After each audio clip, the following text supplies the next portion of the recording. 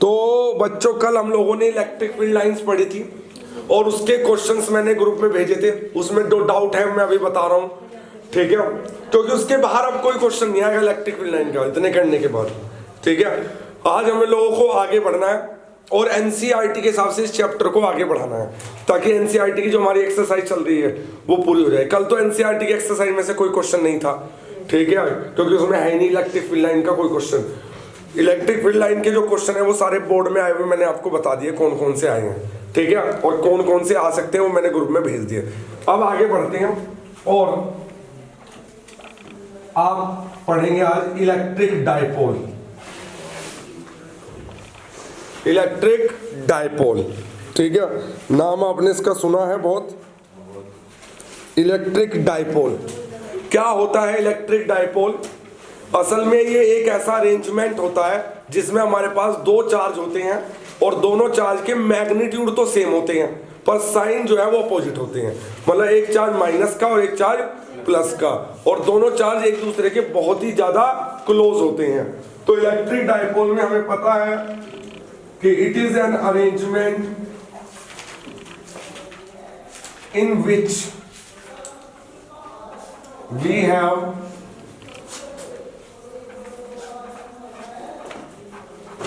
two charges. It is an arrangement in which we have two charges of equal magnitude. Yes, so it is an arrangement in which we have two charges of equal magnitude but of opposite sign. और दोनों charge equal magnitude के तो होंगे पर sign उनके जो होंगे वो अपोजिट होंगे। Placed very close to each other, placed very close to each other, ठीक है, और दोनों एक दूसरे के बहुत ही क्लोज रखे रहेंगे। तो it is an arrangement in which we have two charges of equal magnitude but of opposite sign placed very close to each other. जैसे ये एक चार्ज ये रहा और एक चार्ज ये रहा, ये माइनस क्यू है तो ये प्लस क्यू है, ठीक है, दोनों के मैग्नीट्यूड तो क्यू है पर साइन एक का माइनस में है और एक का प्लस में। तो ये जो अरेंजमेंट दिखाई दे रहा है तुम्हें जिसमें दो चार्ज आपको दिख रहे हैं, एक माइनस क्यू और एक प्लस क्यू, इसी अरेंजमेंट को बोलते हैं इलेक्ट्रिक डाइपोल। ये ए पर रखा है और ये बी पर।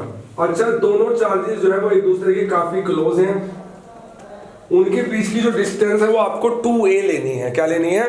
2a, क्योंकि असल में ये जो है ये पॉइंट, ये डाइपोल का सेंटर होता है। तो ये जो आपको डिस्टेंस लेनी है, डाइपोल की लेंथ जिसको हम बोलते हैं, वो आपको 2a लेनी है। क्या लेनी है? 2a।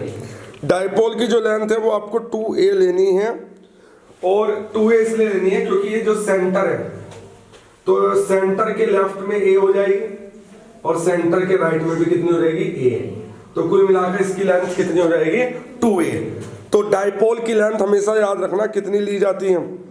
2a ली जाती है। तो एक ऐसा अरेंजमेंट होता है ये जिसमें हमारे पास दो चार्ज होंगे, दोनों के मैग्नीट्यूड इक्वल होंगे पर साइन अपोजिट होंगे और एक दूसरे के काफी क्लोज होंगे। इसी को बोलते हैं इलेक्ट्रिक डाइपोल। इसके केमिस्ट्री में भी कई सारे एग्जांपल हैं, जैसे HCl, H2O, NaCl, ये सब डाइपोल की तरह ही तो काम करते हैं। किसकी तरह काम करते हैं? डाइपोल की तरह काम करते हैं। तुमने सुना होगा केमिस्ट्री में भी कि डाइपोल होते हैं, ठीक है। तो डाइपोल बनाने के लिए कितने चार्ज चाहिए? दो, दोनों का मैग्नीट्यूड सेम और साइन अपोजिट, तो एक माइनस क्यू और दूसरा। अच्छा, दोनों के बीच की डिस्टेंस कितनी लेते हैं? 2a। ए सेंटर के लेफ्ट में और ए सेंटर के, इस 2a को ही तो क्या बोलते हैं?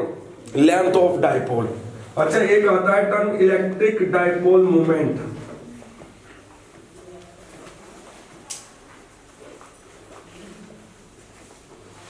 एक जो टर्म आती है वो है इलेक्ट्रिक डाइपोल मोमेंट। असल में इलेक्ट्रिक डाइपोल मोमेंट जो है, याद रखना, it is the product of magnitude of either charge. It is the product of magnitude of either charge. ध्यान से सुने, it is the product of magnitude of either charge and distance between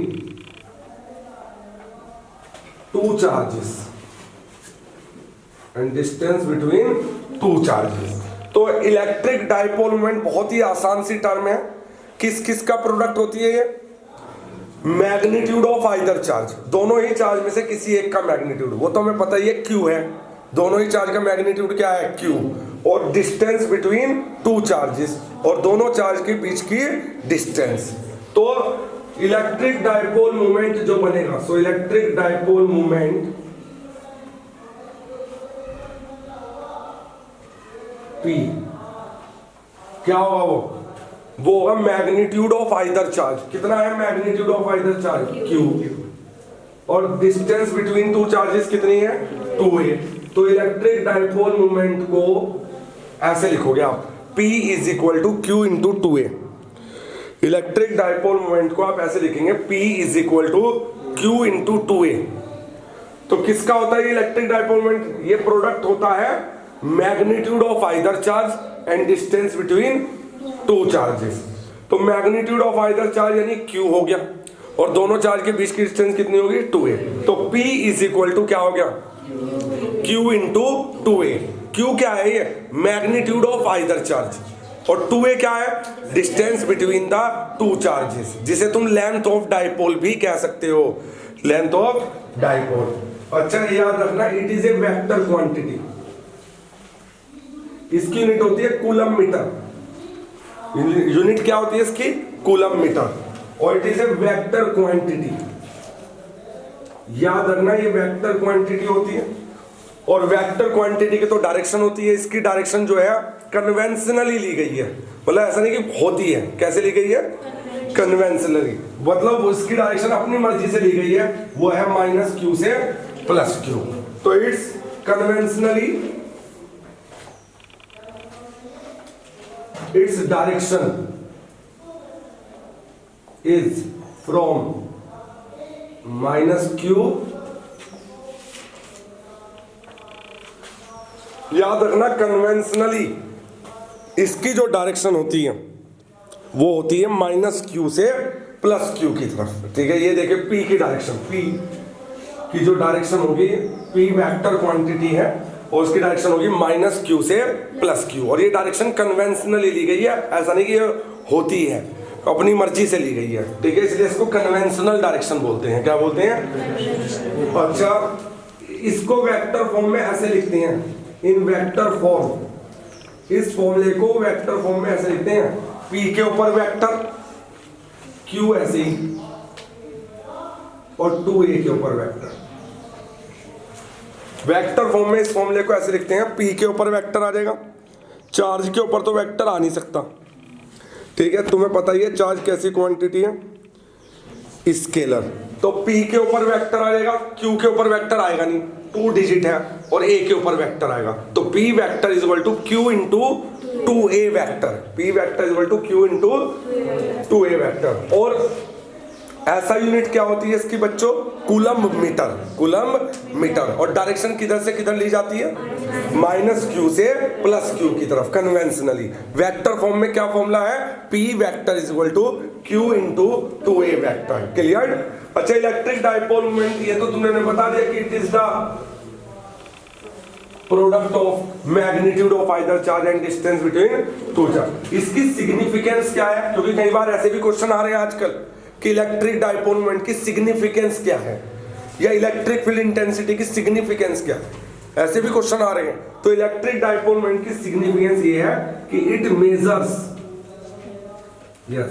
the strength of dipole, it measures the strength of dipole. ये जो है dipole की strength major करता है। Electric dipole moment जो है it measures the strength of dipole, ये dipole की स्ट्रेंथ मेजर करने के काम आता है। ठीक है, तो इसके जो एग्जाम्पल होते हैं वो भी याद रखना, HCl, H2O, NaCl, ये सब केमिस्ट्री में डाइपोल के एग्जाम्पल होते हैं। किसके? डाइपोल के। ठीक है, और आगे बढ़ते हैं। अब हम लोग इलेक्ट्रिक डाइपोल हमने पढ़ लिया है और इलेक्ट्रिक डाइपोल मोमेंट भी पढ़ लिया है। P is equal to Q into 2a। या P vector equal to Q into 2a vector, और डायरेक्शन इसकी पढ़ ली है माइनस क्यू से प्लस क्यू। याद है यहाँ तक? कोई दिक्कत हो तो पूछ लो। ठीक है, आगे बढ़ते हैं बच्चों।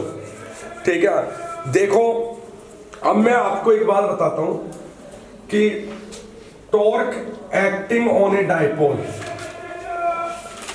Torque acting on a dipole placed in a uniform electric field.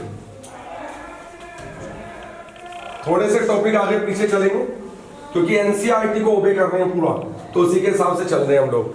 ठीक है, तो torque acting on a dipole placed in a uniform electric field. तो अगर हम किसी डाइपोल को यूनिफॉर्म इलेक्ट्रिक फील्ड में रख दें तो उस पर एक टॉर्क लगेगा। तो torque acting on a dipole placed in a uniform electric field. असल में यूनिफॉर्म इलेक्ट्रिक फील्ड आपको पता होनी चाहिए, और पता भी है, जिसकी वैल्यू हर जगह क्या होती है? सेम। ऐसा नहीं है कि वो कहीं पे मैक्सिमम हो और कहीं पर मिनिमम, वो तो हो जाती है नॉन यूनिफॉर्म, और यूनिफॉर्म जो होती है वो हर जगह एक जैसी होती है। तो ये हमारे पास जो सिचुएशन बनने जा रही है वो यही है कि हमारे पास एक इलेक्ट्रिक फील्ड है और वो इलेक्ट्रिक फील्ड जो है वो यूनिफॉर्म है। ये देखिए, ये यूनिफॉर्म इलेक्ट्रिक फील्ड आपको दिख रही है, लेफ्ट से राइट साइड इसकी डायरेक्शन। अच्छा, इस इलेक्ट्रिक फील्ड के अंदर हमने एक डाइपोल रख दिया। ये देखिए, ये रख दिया है डाइपोल। डाइपोल में दो चार्ज होते हैं, एक माइनस क्यू और एक प्लस क्यू, और दोनों चार्ज के बीच की जो डिस्टेंस होती है वो होती है 2a, जिसे हम बोलते हैं लेंथ ऑफ डाइपोल। तो ये डाइपोल हमने रख दिया है इलेक्ट्रिक फील्ड में। पता है इलेक्ट्रिक फील्ड से कितना एंगल बनाते हुए? थीटा। तो इलेक्ट्रिक फील्ड तो लेफ्ट से राइट डायरेक्शन में है, और उस इलेक्ट्रिक फील्ड में आपको नजर आ रहा है एक डाइपोल AB, और ये डाइपोल आपको नजर आ रहा होगा कितने एंगल पे रखा हुआ? थीटा। अच्छा, अभी आपने 2 दिन पहले पढ़ा था कि जब भी कोई चार्ज इलेक्ट्रिक फील्ड में रखा जाता है तो इलेक्ट्रिक फील्ड उस पर क्या लगाती है? फोर्स। और बताओ उस फोर्स का फॉर्मूला क्या होता है? QE। अच्छा, अगर चार्ज पॉजिटिव हो तो फोर्स लगता है इलेक्ट्रिक फील्ड की ही। ये देखिए, ये देखिए, ये प्लस Q चार्ज है तो फोर्स लगेगा इलेक्ट्रिक फील्ड की ही डायरेक्शन में। और पता है कितना फोर्स लगेगा? QE। कितना फोर्स लगेगा?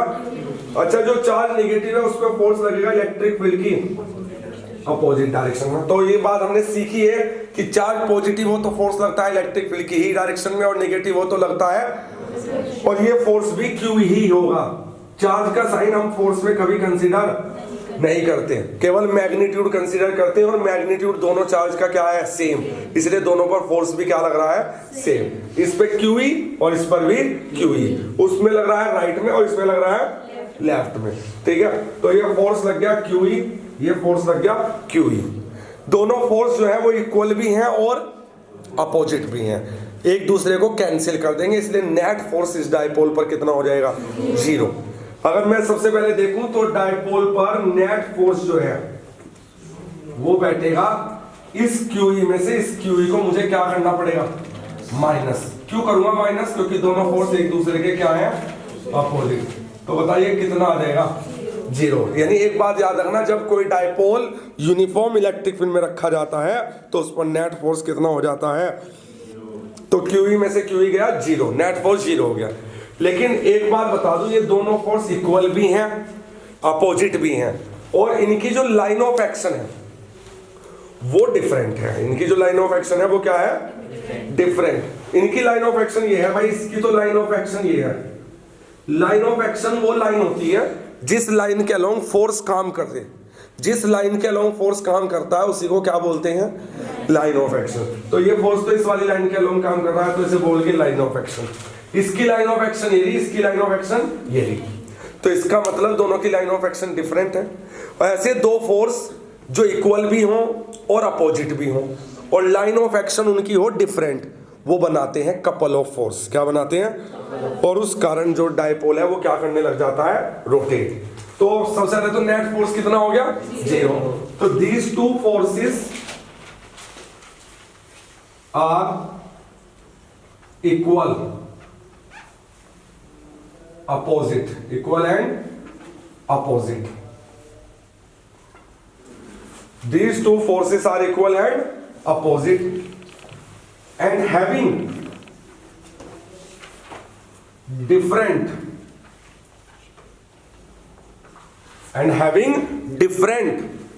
lines of action. तो ये दोनों फोर्स इक्वल भी हैं और अपोजिट भी हैं, और having different lines of action, so they make a couple of force. इसलिए वो क्या बनाते हैं? Couple of force. Couple of force बनाने के लिए आपको बताइए कितने फोर्स चाहिए? दो. दोनों इक्वल भी होने चाहिए, अपोजिट भी होने चाहिए, और उनकी लाइन ऑफ एक्शन डिफरेंट होनी चाहिए. क्या होती है लाइन ऑफ एक्शन? जिस लाइन के अलोंग फोर्स लग रहा है, जैसे ये वाला फोर्स इस वाली लाइन के अलोंग लग रहा है, तो ये इसकी लाइन ऑफ एक्शन है. ये वाला फोर्स इस लाइन के अलोंग लग रहा है, तो यही इसकी लाइन ऑफ एक्शन है. तो ये दोनों फोर्स इक्वल भी हैं, अपोजिट भी हैं, और इनकी लाइन ऑफ एक्शन क्या है? डिफरेंट. इसलिए वो बनाते हैं कपल ऑफ फोर्स. ठीक है, कोई डाउट यहां तक? और कपल ऑफ फोर्स का काम होता है किसी चीज को रोटेट कराना. कपल ऑफ फोर्स का काम क्या होता है? तो due to this couple of force dipole starts rotating. Dipole starts rotating. लो जी, इस कपल ऑफ फोर्स के कारण डाइपोल जो है वो रोटेट करना स्टार्ट कर दे. ठीक है, so it will experience A torque. तो इसका लिए तो क्या एक्सपीरियंस करेगा? Torque. So it will experience A torque. तो भाई कपल ऑफ फोर्स ने लग गया है इस पे, और कपल ऑफ फोर्स ने इसको क्या कराना शुरू कर दिया? रोटेट. और रोटेट कराने का मतलब क्या एक्सपीरियंस करेगा? Torque. So it will experience A torque which is given by, जो टॉर्क होगा वो गिवन होगा बाय टो. टॉर्क का सिंबल आप अच्छे से जानते हैं क्या होता है? टो. और टॉर्क का बेसिक फॉर्मूला हमेशा याद रखना, आइदर फोर्स, जो कपल ऑफ फोर्स बना रहे हैं ना, दो फोर्स, उनमें से कोई सा एक force, either force into perpendicular distance, either force into perpendicular distance between two forces. तो टॉर्क लगना शुरू हो जाएगा इस पर, और जब टॉर्क लगेगा तो उस टॉर्क का फॉर्मूला क्या होगा? वो होगा either force into perpendicular distance between two forces. Torque का बेसिक फॉर्मूला क्या होता है बच्चों? Either force into perpendicular distance between two forces. ठीक है, इस तरीके से आप फिजिक्स को लेके चलिए, देखिए कितनी तेजी से सिलेबस खत्म होगा और पूरी एनसीईआरटी आपके दिमाग में फीड भी हो जाएगी. ठीक है, जो सिलेबस में इतना ब्रॉड लग रहा था वो बहुत आसान लगने लगेगा. टेस्ट जो है वो कल नहीं है. टेस्ट अभी जब तक चैप्टर पूरा नहीं हो जाता एनसीईआरटी के हिसाब से, चैप्टर 1, तब तक टेस्ट नहीं होगा. तो चैप्टर 1 चल रहा है हमारा एनसीईआरटी का, ये समझिए आप. इसके खत्म होते ही आपको 2 दिन का समय दिया जाएगा और फिर होगा टेस्ट. ठीक है, चैप्टर 2 फिर स्टार्ट हो जाएगा, टेस्ट से पहले ही स्टार्ट हो जाएगा चैप्टर 2. तो ठीक है, डाउट्स क्योंकि हम लगभग साथ साथ लेकर ही चल रहे हैं. ठीक है, ऐसा नहीं है कि बाद में लेंगे पेंडिंग. तो टॉर्क का बेसिक फॉर्मूला क्या होता है बच्चों? Either force into perpendicular distance between two forces. अच्छा, ये फोर्स ये रहा और ये वाला ये रहा, तो दोनों के बीच की परपेंडिकुलर डिस्टेंस देखो क्या करा आपने? इस वाले फोर्स को पीछे बढ़ा दिया और उस वाले से इस पे क्या डाल दिया? परपेंडिकुलर. तो ये जो आपको दिखाई दे रही है, ये तो मैं पॉइंट ए लेता हूं, ये बी और ये एम. बताओ जरा दोनों फोर्स के बीच की परपेंडिकुलर डिस्टेंस क्या है? ए एम है या बी एम है? B M. क्या है? क्योंकि ये लाइन ऑफ एक्शन पहले फोर्स की और ये लाइन ऑफ एक्शन दूसरे फोर्स की, और दोनों फोर्स के बीच की परपेंडिकुलर डिस्टेंस कितनी दिखाई दे रही है? B M. क्या दिखाई दे रही है? B M. तो मुझे टॉर्क की बात की है. टॉर्क होता है either force into perpendicular distance between two forces. तो बच्चों आइदर फोर्स का काम कौन करेगा? Q E. दोनों ही फोर्स किसके इक्वल हैं? QE के। ये भी QE है और ये भी QE है, तो आइदर फोर्स का काम कौन करेगा? QE। और परपेंडिकुलर डिस्टेंस का काम जो करेगा वो है BM। कौन है? BM। ये देखिए BM। और BM की वैल्यू मैं यहां निकाल लेता हूं, यहीं पर डायग्राम के आसपास। बताओ ये एंगल थीटा है तो ये भी कितना होगा? थीटा। Why corresponding. तो अगर हम ट्रायंगल ABM को देखें, किसको देखें? ABM को, और इसमें साइन थीटा ले लें, तो साइन थीटा बताओ कितना हो जाएगा? परपेंडिकुलर BM, परपेंडिकुलर BM, और अपॉन हाइपोटेनियस क्या हो गया? AB। अच्छा BM तो मुझे निकालना है, और AB जो है वो तो लेंथ ऑफ डाइपोल है। कितनी है length of dipole? Yes 2a। तो बताओ यहां से BM कितना आ गया? 2a। तो जो परपेंडिकुलर डिस्टेंस है दोनों फोर्स के बीच की, वो हमारे पास आ भी गई है। कितनी? 2a sine theta. ठीक है बच्चों, दोनों फोर्स के बीच की जो परपेंडिकुलर डिस्टेंस थी वो हमारे पास बताओ कितनी आ गई है? 2a sine theta. ये साइड में हमने सोल्व कर लिया लाइन ड्रॉ कर। डेरिवेशन तो हमारा ये कंटिन्यू चल ही रहा है। बताइए नेट फोर्स इस पर कितना हो गया है? 0। QE माइनस QE 0 हो गया, पर नेट फोर्स 0 होने का ये नहीं कि टॉर्क भी 0 हो जाए। नेट फोर्स 0 है पर टॉर्क काम करेगा, तभी तो ये रोटेट कर रहा है, तभी तो ये क्या कर रहा है। अब इस पर आप देखिए दो फोर्स लग रहे हैं, इक्वल भी और अपोजिट भी, और उनकी लाइन ऑफ एक्शन क्या है? डिफरेंट। अगर लाइन ऑफ एक्शन सेम हो जाती तो फिर वो कपल ऑफ फोर्स ना बनाते। लाइन ऑफ एक्शन डिफरेंट है तो इसलिए वो क्या बना रहे हैं? Couple of force. इसलिए टॉर्क लगेगा। टॉर्क का formula either force into, either force का काम कौन कर रहा है? इंसान QE। और परपेंडिकुलर डिस्टेंस कौन सी है? BM। और BM हमने साइड में निकाल दिया था पहले, कितना? 2a sine theta. ठीक है, BM हमने निकाल के रखा हुआ है कितना? 2a sign theta. अच्छा एक काम कर लो, Q इंटू 2a को एक साथ लिख लो। ठीक है, और E साइन थीटा ये हो जाएगा, कोई फर्क नहीं पड़ता। आप समझ गए मैंने ऐसे क्यों करा है? यस बताओ।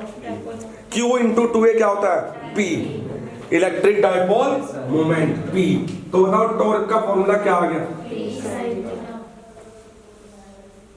मोस्ट इंपॉर्टेंट फॉर्मूला टॉर्क का आ गया है, और वो फॉर्मूला है PE साइन थीटा।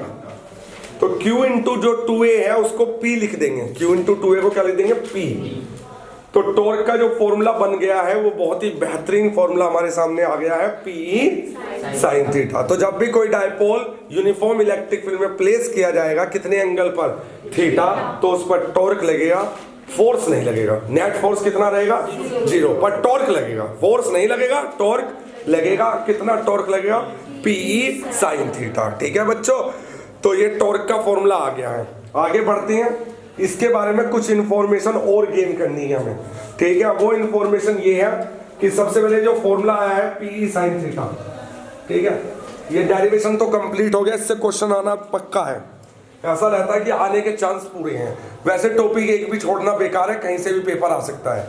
पूरा टॉपिक पढ़ के जाओगे, पूरी NCERT करके जाओगे तो पूरा पेपर अटेम्प्ट कर जाओगे ऑलमोस्ट। ठीक है, क्योंकि अनएक्सपेक्टेड पेपर आता है फिजिक्स का, तो इसलिए पूरा सिलेबस पढ़े। ये मत सोचे कि ये इंपॉर्टेंट है तो यही पढ़ेंगे।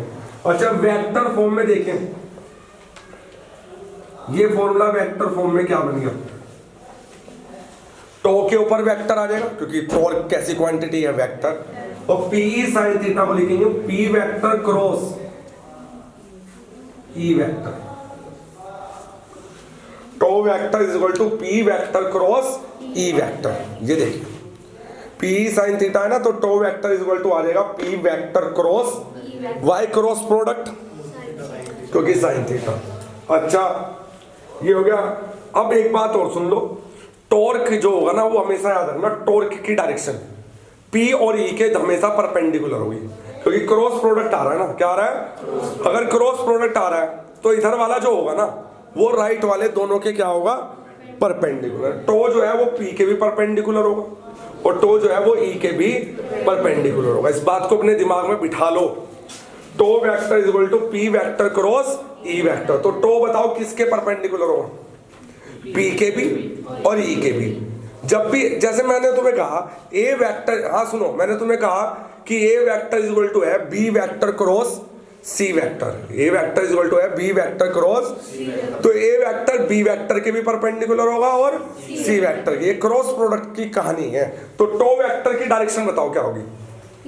पी के भी परपेंडिकुलर और ई के भी परपेंडिकुलर, पी के भी परपेंडिकुलर और, ठीक है। पी की डायरेक्शन तो तुम्हें पता ही है किधर से किधर होती है, माइनस क्यू से। और जैसे मैं इस डायग्राम में तुम्हें टॉर्क की डायरेक्शन निकलवाना चाहता हूं, तो मुझे पता है यहां पर टॉर्क की डायरेक्शन निकालने के लिए लगाना पड़ेगा राइट हैंड स्क्रू रूल। क्या लगाना पड़ेगा? Right hand screw rule. बताइए टॉर्क की डायरेक्शन निकालने के लिए बच्चों क्या लगाएंगे? Right hand screw rule. अगर कोई मुझे इस डायग्राम में राइट हैंड स्क्रू रूल पूछ रहा है, मतलब इस डायग्राम में मुझसे टॉर्क की डायरेक्शन पूछ रहा है, तो समझो मुझसे राइट हैंड स्क्रू रूल ही पूछ रहा है। तो मैं क्या करूंगा, जैसे यहां पर मैं एक स्क्रू इमेजिन करूंगा। क्या इमेजिन करूंगा? लो ये स्क्रू कर लिया इमेजिन, यहां पर जंक्शन पर जहां पी और ई, जहां डायपोल और इलेक्ट्रिक फील्ड कट कर रहे हैं, यहां पर क्या इमेजिन कर लो? एक स्क्रू। क्या इमेजिन कर लो? एक पेंच, जो पेंच दीवारों में कसा जाता है वो इमेजिन कर लो। क्या कर लो? कर लिया। अच्छा ये किसकी डायरेक्शन है? पी की। और ये किसकी डायरेक्शन है?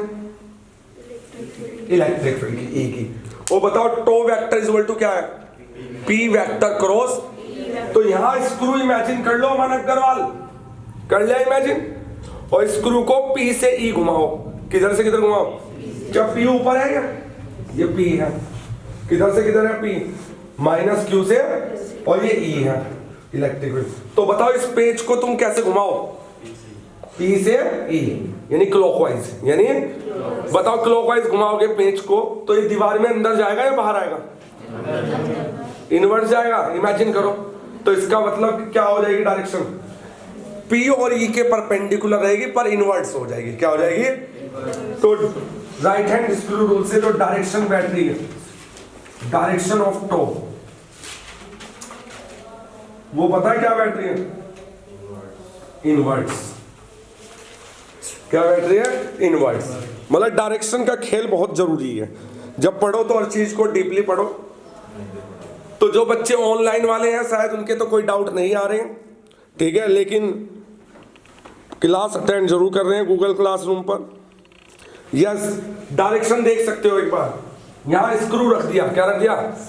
चलो रख दिया। तुम ध्यान दो, फायरा फायरिया देखो इसमें है ना ऑनलाइन, ठीक है। तो यहां क्या इमेजिन कर लो? एक स्क्रू कर लिया, स्क्रू इमेजिन। चलो अब बताओ ऊपर कौन है?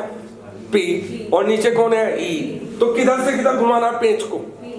पी से ई। तो पेंच को पी से ई घुमाने का मतलब क्लॉकवाइज। पी से ई घुमाने का मतलब क्या बैठ रहा है? ये देखो एरो नीचे की तरफ बैठ रहा है, नहीं क्लॉकवाइज। क्लॉकवाइज घुमाओगे तो पेंच किधर जाएगा? इनवर्स। तो इस टॉर्क की जो डायरेक्शन है वो पी और ई के परपेंडिकुलर है लेकिन इनवर्स है। पी और ई के परपेंडिकुलर है लेकिन इनवर्स है। बताओ कोई दिक्कत? और टॉर्क का फॉर्मूला भी आ गया तुम्हें, पी साइन थीटा, और वेक्टर फॉर्म में भी आ गया, P vector cross E vector, और डायरेक्शन निकालने का रूल भी आ गया। और क्या चाहिए? राइट हैंड स्क्रू रूल, ठीक है। टॉर्क की डायरेक्शन बच्चे निकाल नहीं पाते, इस पे भी क्वेश्चन आ चुका है, ठीक है।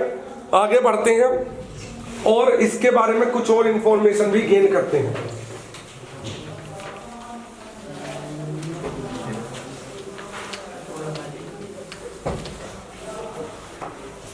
देखो आज तो एनसीईआरटी से भी होमवर्क क्रिएट होगा, इसके तो एक से एक क्वेश्चन है।